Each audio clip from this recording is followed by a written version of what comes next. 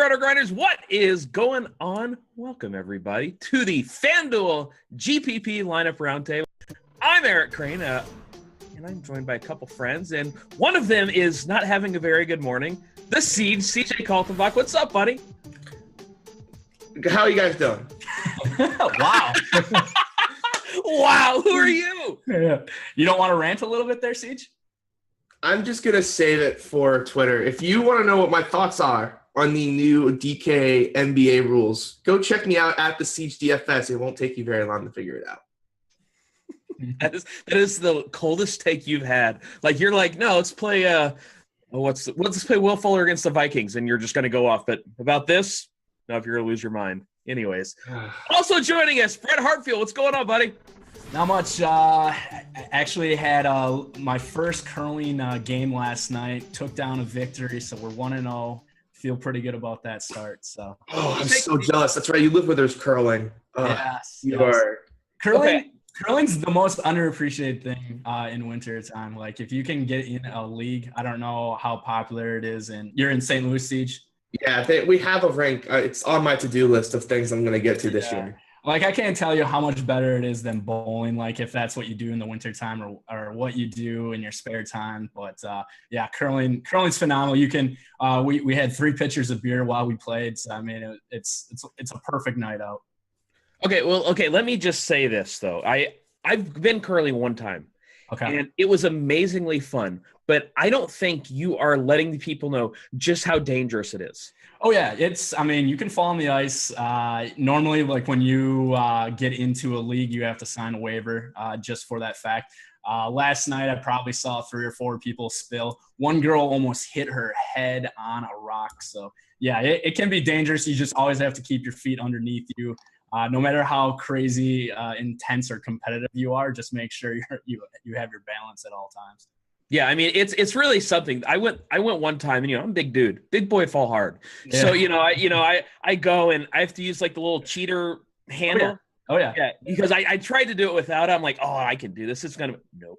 You got to use the cheater. Yeah, it's rough. It's hard. Yeah. It's so much tougher just with the broom throwing the rocks. So I still use it. This will be my fourth year in a league, so I still use the cheater handle too. Wow, so 4 years you still use the cheater handle? I've tried to, but it's something where I'm more worried about my balance than like actually throwing the rock itself. So yeah, I always stick with the cheater handle. See, I did the one time I went curling. It was a full sheet. I was up in Edmonton, and we went curling up there, and I just did like the legs fall out for me. And again, big boy fall hard, and it made such a sound. Like all the curling in the whole place stopped because somebody thought I had died. Yeah. And you'd be surprised how sore you are the next day, like just from sweeping. Oh, it's unbelievable! I didn't know which leg to limp on. Yeah, right. Yeah, I mean, let's get to some fantasy here, huh? What are you talking about? I want to talk curling more. Yeah, I was going to say this is the most fun I've had all morning. Yeah, I don't know about our fans here if they want to see or hear more. Oh, they're all angry about late swap right now. They don't give it. Yeah. Siege, is there really a curling rink in St. Louis? Yeah, there's definitely one. I've definitely looked at it. It's here. I know it's here. There's a league. It's on the to-do list this year. Okay, I think, we've talked about having some St. Louis Roto Grinders get-togethers. If we want to have a St. Louis RG curling party, our business. Waivers are required because somebody might die. You might die. Yeah. But did you have fun while you died? Yeah. We're going to try and have some fun today. And we could have a pool of who ends up being the guy that gets rushed to the hospital. That'd be a fun little pool to have. I mean, I'd be a pretty big favorite. Yeah, I feel like CJ is minus 600 in that favorite. That's if we have 5,000 people. Oh, man. By the way, now the chat's getting into the curling. Finally. Come on, guys. Enjoy yourselves. Let's have some fun. All right. We are going to build some lineups on FanDuel for NFL this week. CJ, can you wrap your head around this NFL slate yet, or are you just kind of still angry about late swap? No, I'm good. I've actually done a ton of research on this slate, so I feel pretty good about it because I'm going out of town this weekend, so I'm way ahead of where I normally am for this show. All right. So what do you think of this slate? I think everyone's going to make tons of mistakes, and I love it. All right. Brett, what are some of those mistakes you think people might make this week? Yeah, the way I can break down this slate, I mean, it's unlike any others where you're going to most likely be paying up the chalk will be paying up at quarterback and running back, paying down at wide receiver. I'm having troubles finding cheaper running backs that I like. I think there are gambles that I will take on in tournaments.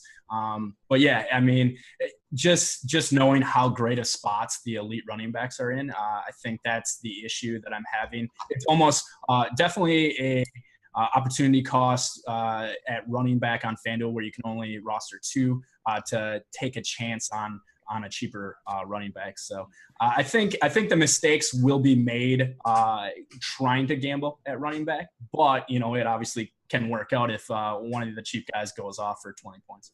Well, I think the mistake is going to be just thinking these value wide receivers are just going to hit automatically. All right, so if you're okay, CJ, if you think the mistake is taking some value wide receivers, I mean, are you looking for value at running back? I am, and I think there's a couple of spots that are really good on FanDuel that are going to go way overlooked. And we're just talking tournament here, right? Tournament. Cash games, pay up at running back, quarterback, pay down at wide receiver. On board. Tournament. FanDuel tournament show. I think there's some great tournament options on FanDuel that people are just not going to play. Okay, well, Brett, who are some of those cheaper options, maybe at running back, that you like this week? I mean, so yeah, like I said, I'm having issues, but I do feel like a guy like Ryan Matthews is in a great situation. Last week, he got every single carry in this backfield. We didn't know how it was going to shape up, but going up against a Washington team, he's not getting a high snap count, but when he's in there, he's getting the bulk of the carries and the touches. So I do think like he's a very sneaky option if you're wanting to kind of punt at a running back spot. Is Matthews a guy that can save money for you, CJ? That's the number one option on the board to pay down for. Like if we had the family feud big board, Brad Matthews, number one. I Washington run D is also just terrible. You get Steve Harvey pointing up at the board. Can we find Ryan Matthews? Yeah, exactly. Another cheap option that I like is Mark Ingram. Obviously, the Carolina-New Orleans game is a game that stands alone with the over-under. It's 5.5 points, still higher than the second largest game. He's a guy that now has taken over the receiving role out of this backfield. He's gotten 13 targets last 2 weeks, caught 10 balls. So I feel comfortable with him. Has a huge upside if he can get into the end zone just one time. I mean, he can pay off that cheap $6,700 price. Yeah, I mean, Ingram's been a top 12 running back each of the last 2 weeks. Any interest there for you, CJ? Yep, he's another guy I have interest in down at this range. That's another great call. I completely agree there. A couple more guys I think are interesting. If Theo plays, I love Theo. If Theo's out, Justin Forsett is free. He's $4,900. Theo is very questionable with that ankle, and this could turn into the Justin Forsett show because there's nobody left. I think that would completely change the entire dynamics of the slate. Do we have any confirmation there what Forsett's role is going to be in this offense coming week 1? Is he going to be an early down back? Well, it's only if Theo's out that I'm playing Forsett, because then there'll be nobody left. There'll be Zach Zenner and it'll be Justin Forsett. Okay. And if they thought Zach Zenner could handle the work, they would have just kept Zach Zenner. They wouldn't have signed Justin Forsett. Yeah. Another guy that's at the min price level here is James Starks. We know Eddie Lacy's got ankle issues. He's been just a limited participant in practice. I don't think he's really been doing much of anything. He also, I think, has been sitting out. Starks is equally questionable. Yeah, I think actually Starks is now more questionable than Lacy. There was some news out this morning that said that it sounded like Lacy was going to be able to play. And he's out until Saturday with a team personal issue. Like, I think he's out.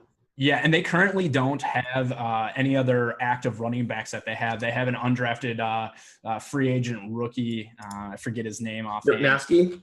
The fullback?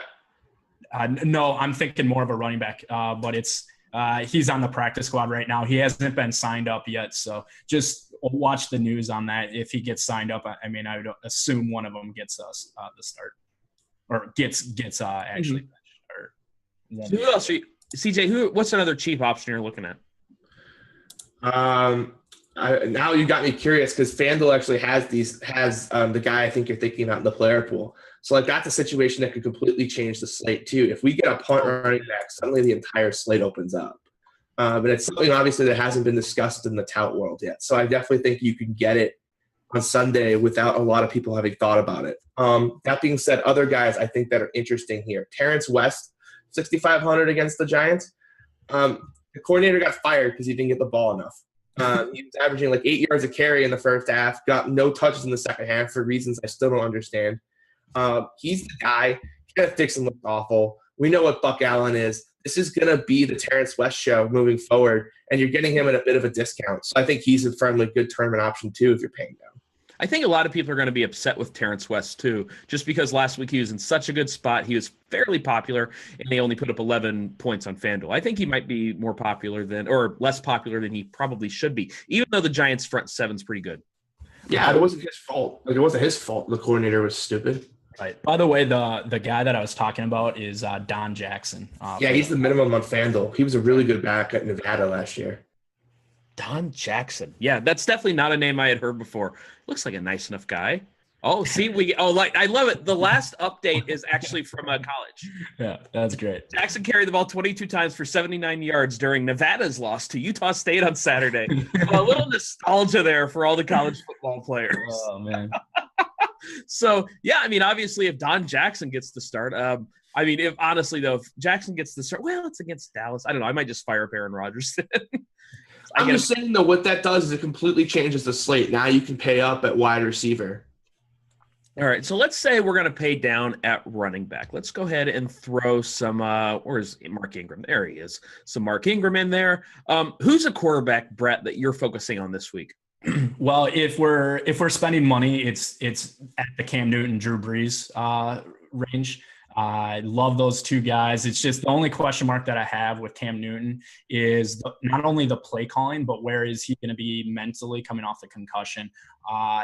If he's still the same guy, and if they're still calling the same play calls, mainly when they get down to the 3-yard line, are they going to be calling Cam's number to run the ball in? Because I mean, that's what I need. I need him to have a high floor running the ball, and that's why we roster this guy. But I still feel like he has one of the highest ceilings in the game. If he's allowed to run the ball like he was before this concussion, love him. You can leverage that too with whoever starts for Carolina, another cheap running back. Jonathan starts 63 if he gets the go. Cameron Starter's paying 59 if he gets the go. So that's a great way to leverage the situation. Like, you could pull Ingram out, and then you could I know you'd feel better about playing like Breeze Cooks or something. That's probably like the way I would like to go. Sure. Do you guys have a take on the Cam Newton thing? Where do you think it's going to be all systems go? I'm going to fade it. Not the game, but I'm fading Cam. I am afraid with that concussion, with how much heat they have taken, just because, it was a week 1 or week 2 when he should have been put in the concussion protocol, and then was kind of, we'll just let him play. And then last week he had the concussion issue. I don't see a way they're just going to pound him at the goal line the very next week. Do you, CJ? I will have enough of the Carolina running back scenario if that happens. My Cam Newton stacks aren't burned. I'm going to play this. I'm playing this game more than any other game on the board, so I'm just going to cover the squares. Like, I have to cover the Carolina running squares, and I have to cover the Carolina passing squares. I'm fine with that, needing that. This is the perfect tournament situation, right? Like, I mean, this is a high-scoring game. We got kind of an unknown situation here. I think it's the perfect way to leverage in tournaments, just because we don't know if it's going to be Cam of old or not. So, I mean, like Siege said, you can leverage it by picking the running backs here. So, also, this game has just got so many ways that you have to build it. I think people are not going to want to build it because, this is a lot different than the Carolina-Atlanta scenario. Because on Atlanta, you knew who to play. You played Matt Ryan and you played Julio Jones, and then you moved on. In this situation, you've got multiple players on both sides. It's not an easy stack to build. It's not a fun stack to build. You feel like you can get trolled every second you're building the stack. And I think it's going to cause this game to go way under-owned than it should for a game that's 5 points higher than any other total on the board. Yeah, I think the only for sure things in this game is Drew Brees getting 300 yards, most likely 3 touchdowns. He's got 9 straight games at home with 3 touchdowns, which is ridiculous. And then has averaged over 300 yards in that span. And then Brandon Cooks, 7 of his last 8 games, he's at least had a touchdown at home. So I think those guys are the most locked situation in this game.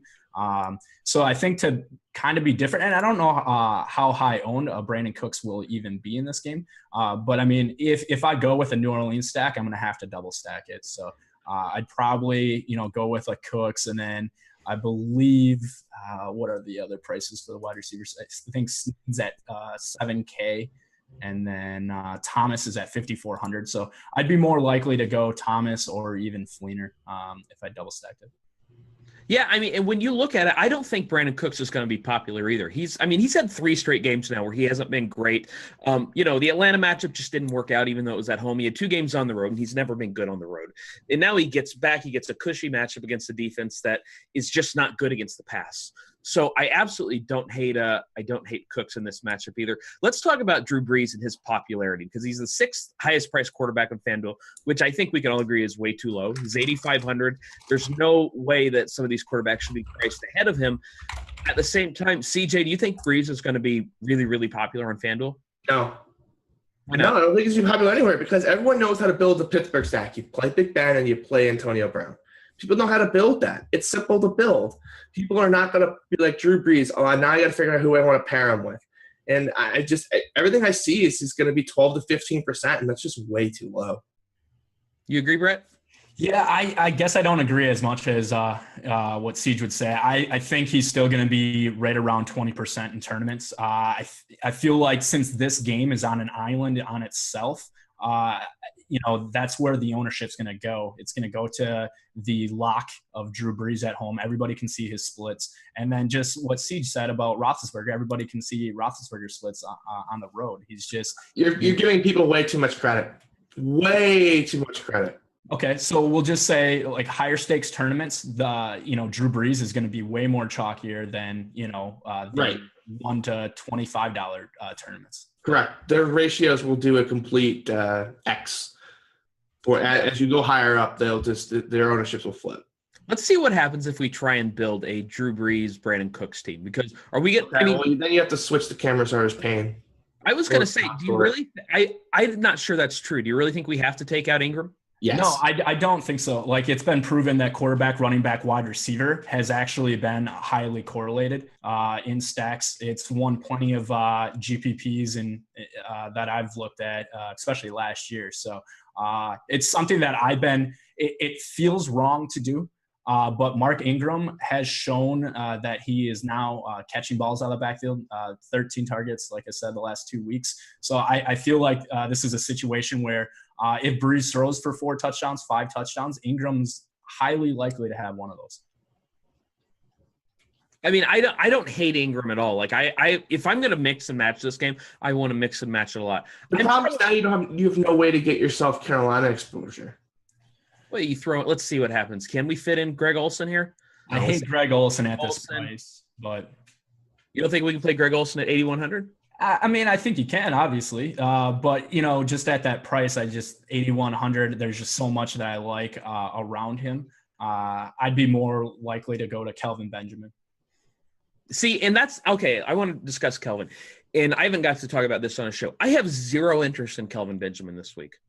I love Benjamin this week. So, okay, why do you have no interest in Kelvin Benjamin? Because you look at what New Orleans has been doing against number 1 receivers. They have been going out of weeks.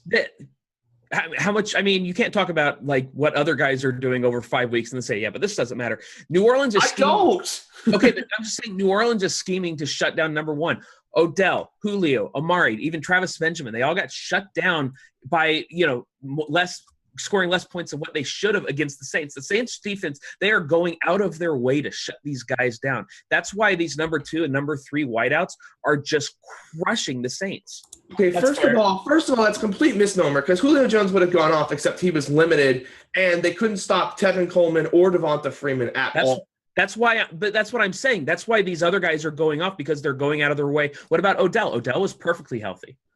But Odell is awful in the first half of the season, and that game wasn't in New Orleans.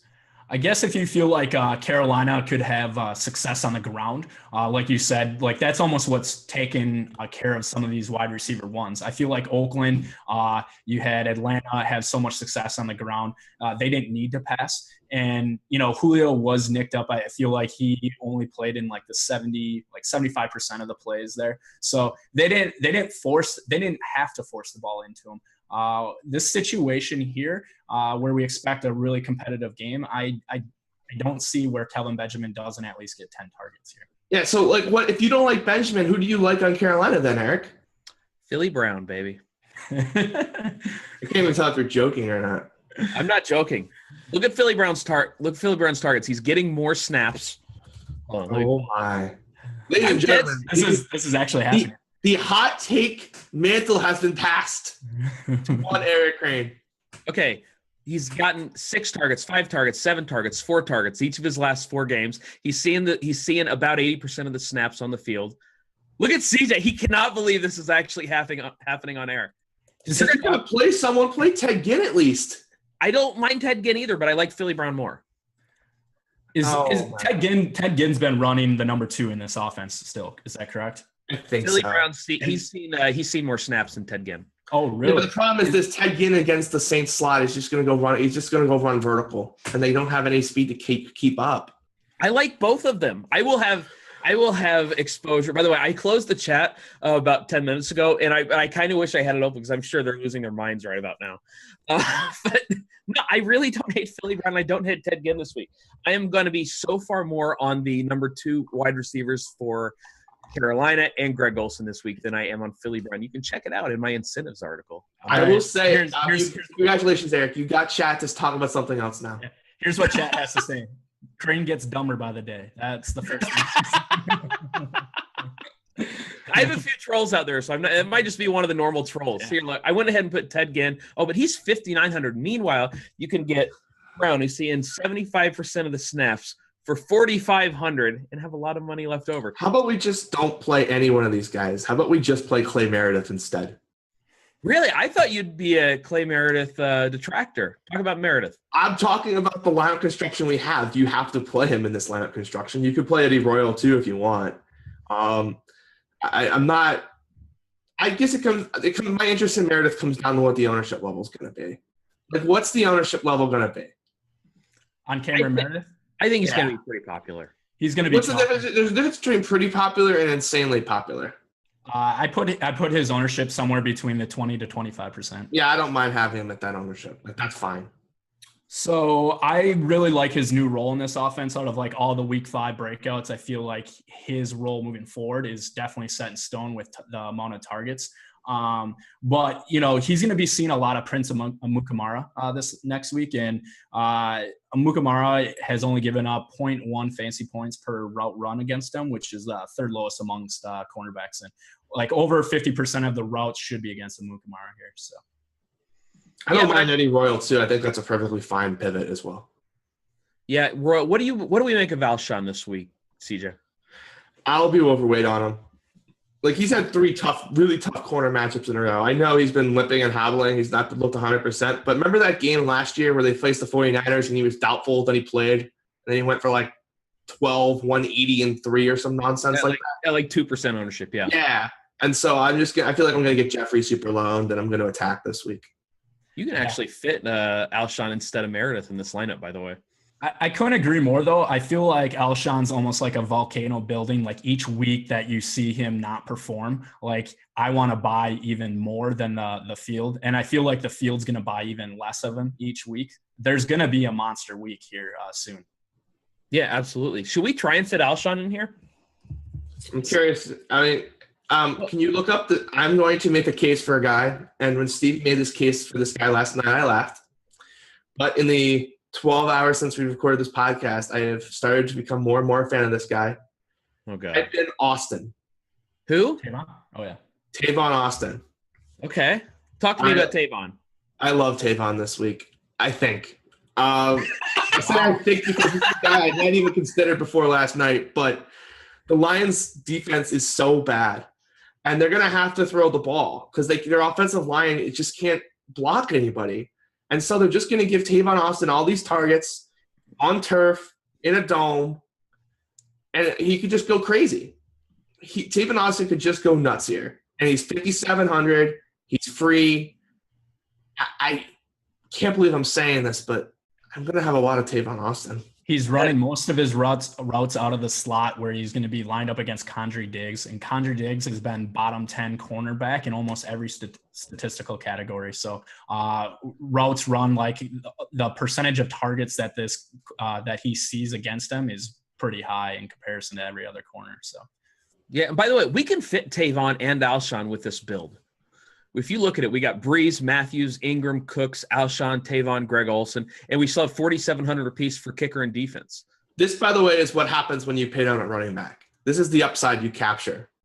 Yeah, that's a great point. That's one of the great things about this show is that we get to take a look and see exactly what happens, when you look at different scenarios. And later we'll take a look at, okay, what happens if you try and pay up for running back? You will see it's very depressing. See, you weren't a fan of the quarterback, running back, wide receiver combo, right? You would rather get rid of Ingram? Yeah, but I'm perfectly happy with Greg Olsen there. I think the lineup is better if we were to take out Olsen and Ingram, throw in the Carolina running back, just say Stewart for now, but you could always late swap in Payne if you had to. And then you could play another tight end, and then you could even get up from Jeffrey if you wanted to, or up from Austin. Sure. I'd rather get up from Tavon myself. Like, I would just much rather play Jimmy Graham for 1,200 less. Or Delaney. Yeah, I'm a big fan of Jimmy Graham this week at 6,900. Do you think he'll be popular, Brett? Jimmy Graham? Yeah. Yes, coming off of back-to-back 100-yard games, coming off of a bye, so he's going to be healthy. I think this situation for Seattle that nobody's really been talking about, I feel like it's an unbelievable situation. You have everybody, I think, looking at Carolina, New Orleans, going to be, investing a lot in that game. And, Seattle, we questioned Russell Wilson's health the last 3 weeks. Now he's had a bye week. So this might be a totally different Russell Wilson that we see. I could see them exploding, and why not? I mean, Cam Newton, we don't know what he's going to do with his legs, but if we get a healthy Russell Wilson here, we know he has 5 touchdown upside even, with a couple on the ground. So, yeah, I love him. Okay, so if we go to this build, we get rid of Olsen, we go to Jonathan Stewart, we still have about 5,600 apiece left over. So we can pay up from Tavon Austin at wide receiver. CJ, you know who's sitting at this price? One of our favorites. And by favorites, I mean somebody we love to hate. Who? It's Golden Tate Week! Oh, boy. I'm just kidding. It's not really Golden Tate Week. I just wanted to see your reaction. I wasn't sure which was going to upset you more, the late swap or Golden Tate discussion. That's actually like the closest thing you could probably get to get me to like even think about it. So what about Will Fuller at 6,900? What do you think of him, CJ? I love him this week. I really, really love him this week. But I think you have to play Jarvis Landry at the same price. Yep, I agree. Also, it doesn't look like Vontae Davis is going to be shadowing anybody. At least I just did a bunch of cornerback wide receiver news before we got on air here. And the last thing I saw is there's no word that Vontae Davis is going to shadow Nuke. Come on. Nothing that I've seen so far. There's no way Vontae Davis can keep up with Will Fuller.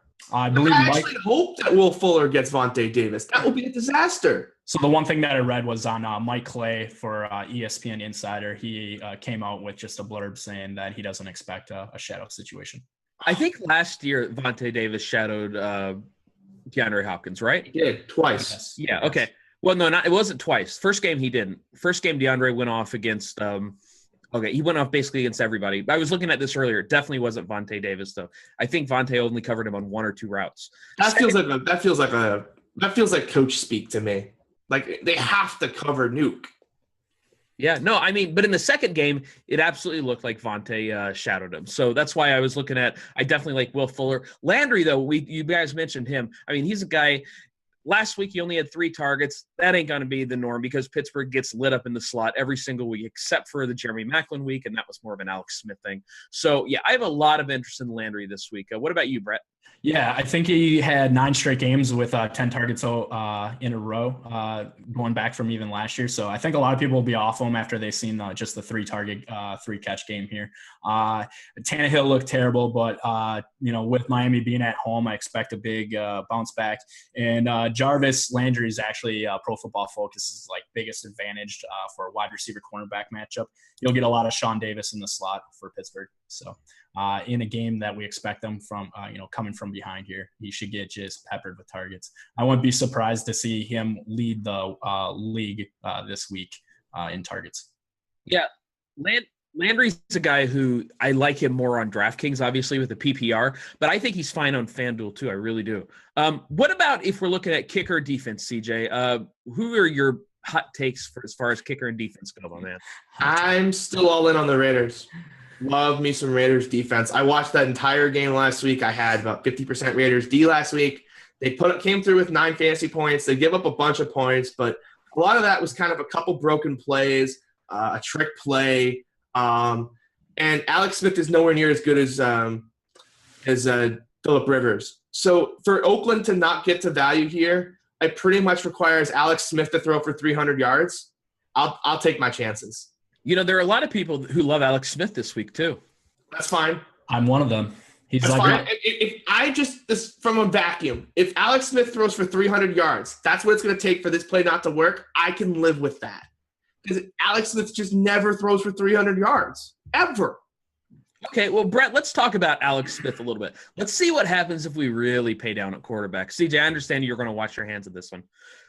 I mean, I get this. I'm going to have this stack, right? Because I can Oakland's pass defense hasn't been great, but they've just looked way better the last couple of weeks. They've just looked way better. I think if you go back and watch the game, they're just fundamentally sound, big play. And if they fix the big plays, they'll just a dramatic improvement. People will be like, why did I get off the Raiders defense now? Right. And Kansas City, I mean, the one big play guy I think in Kansas City is at wide receiver anyway is Chris Conley. And we just haven't seen him explode for a big play. But, him at 4,600 here is very intriguing to me in a tournament play. I think Jeremy Macklin's going to get tons of targets here. A game that, is a coin flip game. There's been a lot of talk about how well Andy Reid does coming out of bye weeks. So I think that's why it's a pick'em game. But yeah, I can see Alex Smith having just a monster game here, and he's got legs too. So he's got a floor of a good 20 to 30 yards on the ground. So who would you pair Smith with? Would you go Macklin or would you go Travis Kelce, CJ? I actually would probably go Chris Conley. Yes, Conley, baby. This is a guy I have a lot of deep league exposure to. I've been waiting for the breakout. This might be the spot. Yep, I couldn't agree more. I really don't think Jerry Macklin's the guy that's going to win. I don't think this stack can win you a tournament between Alex Smith and Jeremy Maclin. I think Alex Smith to Chris Conley can go bust 2 huge plays and win you a tournament. All right, let's see what happens if we throw 4,600 Chris Conley in there. By the way, we'll bet some money on it. I will take Philly Brown this week. You can have Chris Conley. Wait, really? Yeah. Yeah, I'd be on the Conley side all day there too. Oh, I love the Raiders defense, and I absolutely will take that. That's money in the bank. You just wait. I just picked up Philly Brown in season long, by the way. Oh my God. So, all right, let's take a look at Alex Smith and Chris Conley. Let's get rid of these cheap running backs, by the way. If we're doing this for Le'Veon Bell and DeMarco Murray. You agree, Brett? Yeah, we got to spend up at running back. We got plenty of money to spend here. I think Shady on FanDuel is the trap, by the way. I'm not paying $8,200 for Shady when I can get Murray for $600 more and I can get Bell for $1,100 more. I want to pay $7,900 for Lamar Miller. So Shady to me, price aside, is still the number 2 running back. I don't know what it is, but I'm having troubles putting DeMarco Murray. I've had troubles putting him in my lineup every single week. I know he is the offense. He's looked phenomenal. The big thing is he's still catching the ball a lot, but I just side with a different running back. I love McCoy here. You have the narrative streak going up against San Francisco here, ex head coach here. So, Yeah, I hadn't even thought of that. Yeah. Oh, wow, that's right, because he left and like he was really angry at Chip. It was, right? And yeah, he came out and basically said how Chip is, racist, and that's why he lost his job. And yeah. All right, I'm sure angry if you want a little narrative there. Plus, San Francisco, West Coast to East Coast. I don't know how much you want to buy into that. CJ's all in on that, by the way. I think San Francisco's they played Thursday, right? So they've had 10 days. So I mean, they should be a little bit more rested for this game. But love me some Buffalo. They should have short fields with Kaepernick quarterbacking, and I don't see why people are doing anything other than the Buffalo defense this week. I love Buffalo defense. I think I get it. I think San Fran's going to score more points than people think. I think Buffalo 14 instead of 10. But points don't matter for your defense, man. I mean, like, you give up 14. I don't think how many turnovers do you think Kaepernick's going to get? I mean, I'll be interested to see how much they let him merit out. I think it's going to be a high sack total. So we'll just say 4+ sacks here. And then a potential for plenty of mistakes. We know Kaepernick likes to throw the ball. So if you likes to throw the deep ball, I should say. So Curley is not – I don't think Curley's going to get peppered with the same amount of targets with Kaepernick there. I do feel like Torrey Smith, though, is going to have chances for deep balls. So, I mean, that's a potential GPP play. But I think some of these passes are going to be pretty far off. I mean, he's got to be rusty. I just think the read option with Cap and Hyde could cause some problems. I don't disagree with that. I'm sure it's going to cause some fumbles too, but I don't disagree with that at all. I actually think Kaepernick's going to do better than a lot of people think. Here's the thing. If the Bills are what the Vikings were last week, you have to fade. They were 35% owned last week, the Vikings. If the Bills are going to get near that level, you just have to fade. Yeah, I think the randomness that comes with like high-scoring defenses, I agree with that. I want to talk about one other running back, Christine Michael, against Atlanta at home. Look, 2 weeks ago he was against the Jets. Nobody was really on him. Last week he had the bye. We haven't thought about Christine Michael in 2.5 weeks, and I don't think he's going to be popular at all. And at 7,400, Brett, I have a lot of interest in him. Yeah, I think he's going to be very low owned. I mean, we've already kind of talked about the stud running backs that are in great situations, Lamar Miller being another one. But Christine Michael, I haven't been clicking his name a lot in any of my lineups. So I've been just buying a lot of the Seattle pass game here. I just feel like, I mean, Atlanta, you can beat them on the ground. You can beat them through the air. I just feel way more confident in Russell Wilson and, Jimmy Graham and Doug Baldwin. So yeah, I just been buying a lot more of the pass side here. What about you, CJ? Any interest in Michael? I get it. I'm more likely to play it on DraftKings than I am on FanDuel. Okay, that's fair enough. So let's go ahead and do this build with Alex Smith and Chris Conley, who's not going to score more than Philly Brown this week. Who are we, other running back? Are we just going to click on Shady McCoy and move on? I think DeMarco is better for 600 more. What about Lamar Miller at 7,900? Nobody's interested there? Yes. I'll just play him on DraftKings. That's a situation where I'll just play him for free on DraftKings as opposed to paying this elevated price on FanDuel. I think percentage-wise, DeMarco is going to be the lowest owned out of the top three right there. But Lamar Miller, I don't think, a lot of the box score watchers are going to see his how bad he's been on the year. But he's got the second highest percentage of touches out of any running back with their team total. So with the team total touches. So love Lamar Miller's bounce back spot here. I think they get it going on the ground. I'm buying a lot of the Houston rush here. So I'm buying. I'm just not buying here. But the price is just too high. All right, let's see what happens if we put DeMarco in. And then if we need to go down later, we can always go down. So we got Alex Smith, Le'Veon Bell, DeMarco Murray, Chris Conley. We still have 6,100 apiece left over. Are we going right back to Jarvis Landry here at 6,900? I think we go with the correlation. We play Amari Cooper at 71. Okay, we might be able to do both. Let's see if we can fit both in. Because if you look at Amari Cooper, I definitely think it's an Amari week too. Let's see what happens if we put Amari and Jarvis in there. We'd have 5,500 left over for a tight end and the two cheap positions. So who's a tight? I mean, are we just going right back to Jimmy Graham then at this price? I mean, we have DeMarco, so we can't use Delaney. So yes for me. Yep. What now? I said we have DeMarco, so we can't use Delaney. Oh, okay. Sorry.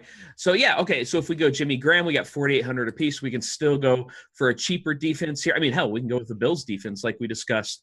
I mean, I understand it's chalky, but it fits. And you can go with Will Lutz at kicker, min price in the dome, and we faded that game up to this point. So now you can kind of leverage and just hope they settle for field goals.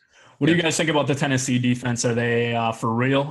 Last week they shut down. Was it Miami? Miami, yeah. So do you like that going home against Cleveland here?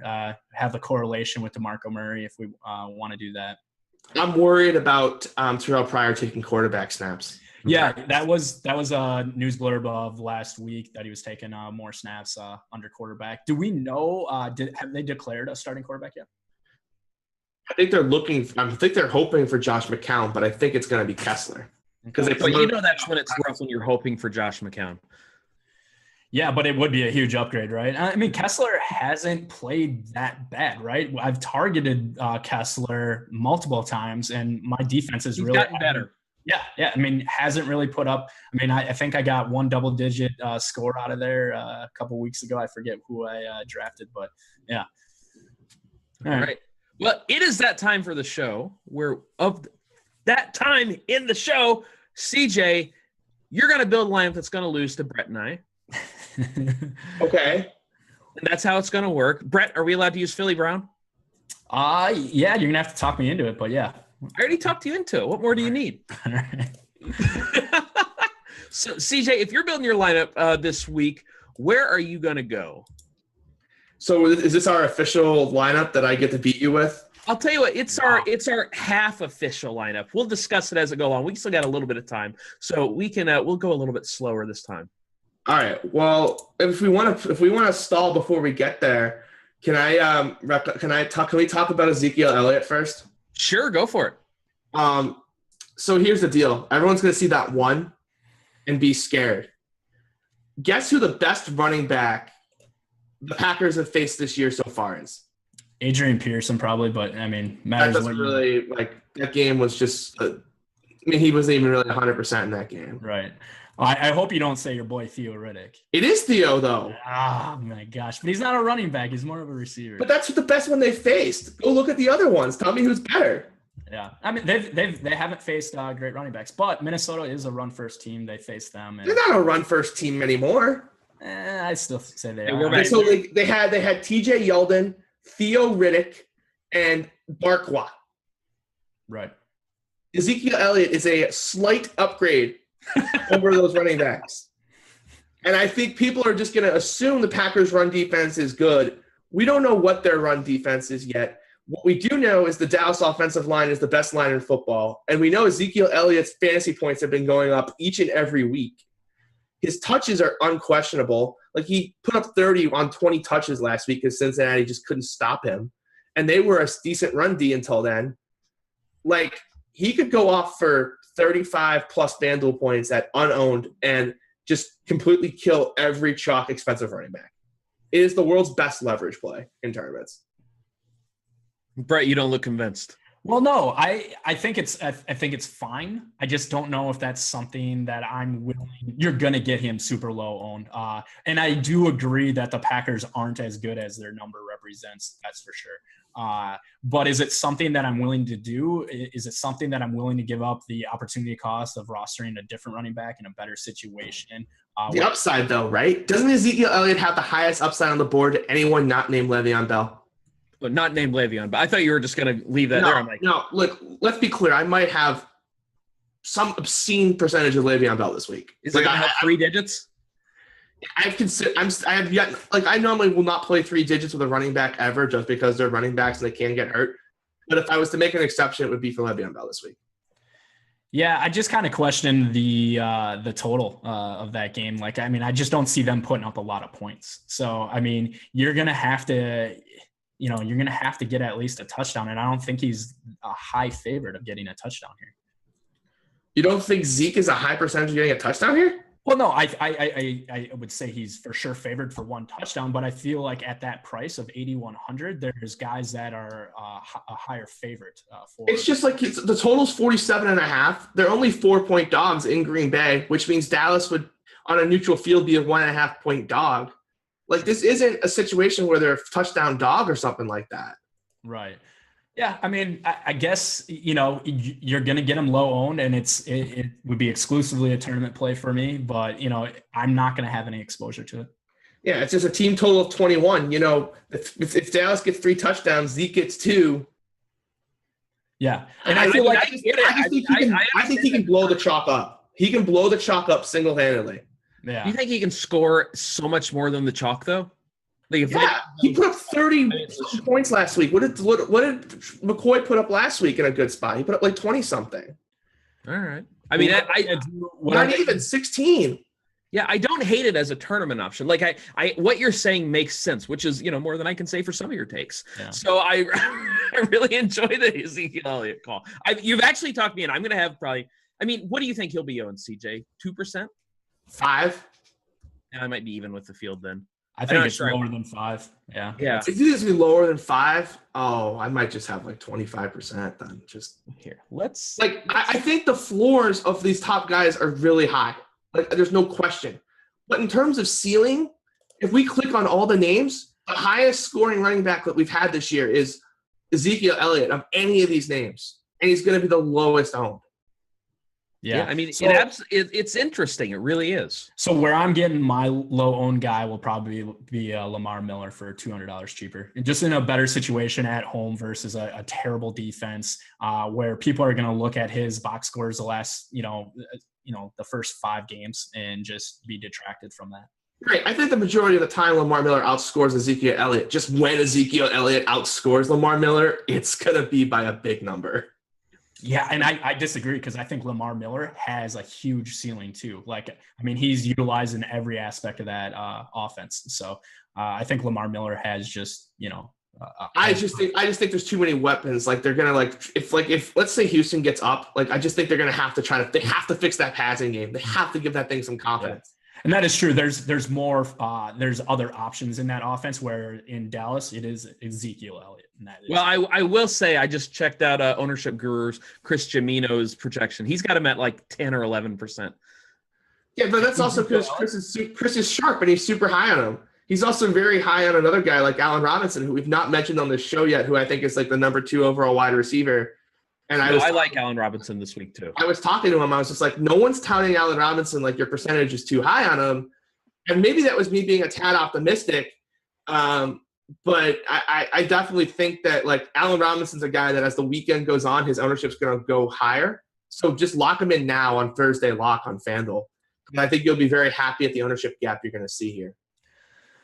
Yeah, I think most people are just going to gravitate in that range, just more expensive guys. And Allen Robinson he's been good, but he hasn't been great. All right, CJ, let's build that team, baby. CJ, you want to go first, and then I'll go second here, or no? Yeah, you guys, sure. What happened last week? I don't know what happened. I didn't look. Well, usually if you don't know what happened, you just assume you won, don't you? Well, I had Will Fuller, so that was not good. But did you guys have a bust? I don't think we busted as hard as Will Fuller. I can't even remember our combo. Can you? We've really got to be better at this, guys. Yeah, we do have to be better. You know what we can do? We can go back and look at the tape. It's still there on the tape. I'm pretty sure we didn't have Eli. I didn't talk you into Eli last week, did I? No. We might have been stuck on Brian Hoyer. No, I feel like we would have got off of Hoyer. Did we just go? I think I played Wentz and Matthews, so I can't imagine I won. Yeah, you're right. We won. Well, okay. We can. I did play Martellus Bennett, I think. Oh, you actually did play Martellus Bennett. I think we might have gone with Roethlisberger last week. Yeah, we'll have to go back and check the tape. Hey, even when Siege loses, he wins. Okay. So. I didn't declare victory. I have not declaring victory. I had Will Fuller. There's no way I can just declare victory without checking the tape. I tried to talk you off of Will Fuller for 5 days. He's like you did. I had like 10%. I had like 10% tournament exposure. It's fine. I will be 5%. I will be 5 times overweight on Will Fuller every week this year. I doubt that, because there are going to be some weeks where Will Fuller's 25% when he's actually. I'll have 100. I'll just go to 100. That's fine. Go. I am not Will Fuller week. I am making money on Will Fuller week. I am not going to be losing money on Will Fuller week. That's all I need to do. It's going to cost me money every week until it happens. That's fine. But when Will Fuller week happens, it's just going to be. I am going to be all the money. So let's go with Le'Veon Bell and Ezekiel Elliott. Wow, that's a lot. That's some expensive running backs there. Who are you paying up at quarterback? Let's get a very good question here. Let's go. You're not gonna go to Alex Smith, are you? Let's go to Brian Hoyer. All righty, we're gonna have to find Brian Hoyer down here at 7,000 against the Jags.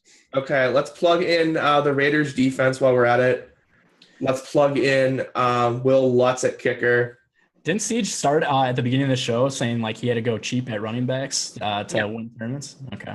But this is a head-to-head. This isn't a tournament. Okay. Oh, so this is not a head-to-head. This is a head-to-head tournament lineup. This is my contrarian version of the chalk. And then you're going to see Eddie Royal after you put in Lutz at kicker. Oh, okay. So we're going to do Royal and Will Lutz. I like the Will Lutz call. That's really good if you're just going to fade the offensive players in this game. All right. Then plug in Jimmy Graham. All right. Jimmy Graham, I like him. We got 6,700 apiece for those whiteouts. Let's throw in Tavon Austin. Oh, boy. And then we got 7,700 left, which would leave you – are you going to go with the double bear stack?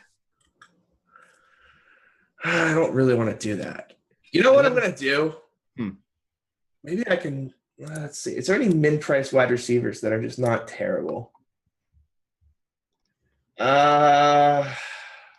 I'm Dorial Green Beckham this week, but I'm not going to do that here. Chris Conley, our boy. Matchup.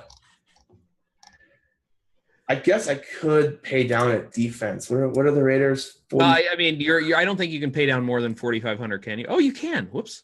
All right. You're going to save more money at defense. What if you went, I don't mean to help you here, but what if I'm trying to squeeze in Allen Robinson if I can make it happen. That's what I'm trying to squeeze in here. You know who would help make that happen? I can't believe you're not Chris Conley. I'm considering pivoting off the Raiders, playing Chris Conley, and then finding another defense. Let's just take out Tavon Austin and throw in Chris Conley.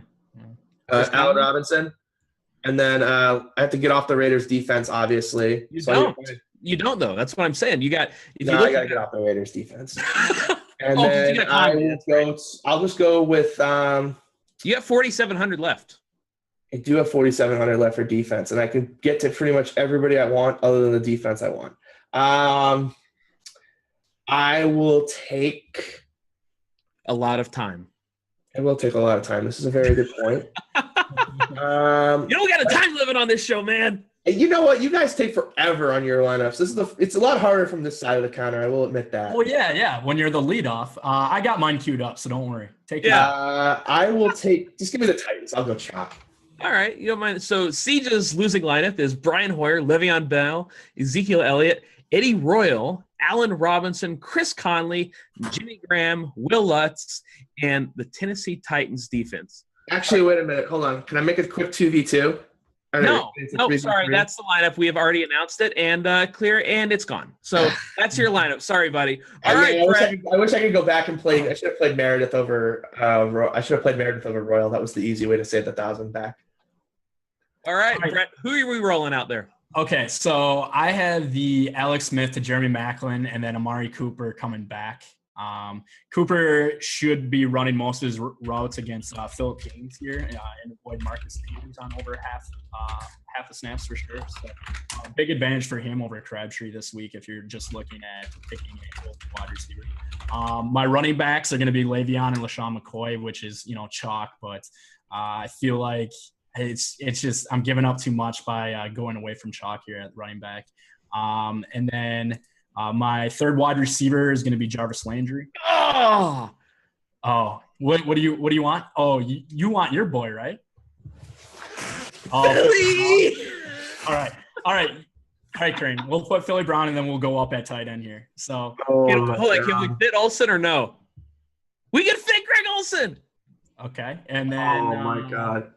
I can't believe this is happening. You guys are just. We don't have to go. Okay, we'll go with. I'm sorry. I was just having a little bit of fun. We'll go with your lineup, Brett. It's probably a little bit smart. I understand. It's a head-to-head tournament team. So if it's a head-to-head tournament team, I don't think we can go Philly. So we got Landry as wide receiver 3. I hate doing this, but Dennis Pitta, Steve Smith is going to be out this week, so I just feel like. Yeah, his floor is going to be high, and hopefully he gets a few extra targets. A lot of his routes are very similar to Steve Smith. And I do them firing the offensive coordinator scare you at all with Pitta?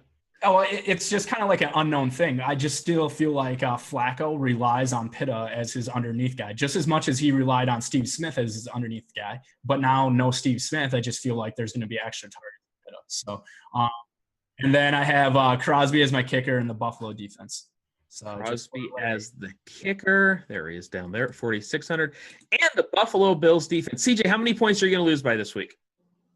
I mean, considering you didn't let me make my edit, I might lose, but that's okay. So this is highly correlated. I mean, in almost every situation, I feel like the only guy that's kind of in there that's just I don't really like is the Pitta play. So, but it is also going to be a little bit chalkier. I still feel like Alex Smith will be somewhat highly owned here. But. Yeah, I like the Pitta play. I'm curious to see what happens with him with the new offensive coordinator, but it has been a lot of fun, guys. CJ, I'm sorry you're going to lose again this week. This is going to be like I like how you just cut me off with my lineup before I was done with it, just so you can win. We got time limits, buddy, because we got to get out of here. So anyways, that's going to do it for us on the FanDuel Lineup Roundtable show. For CJ, for Brett, for Philly Brown, I'm Eric. See you guys later. Peace.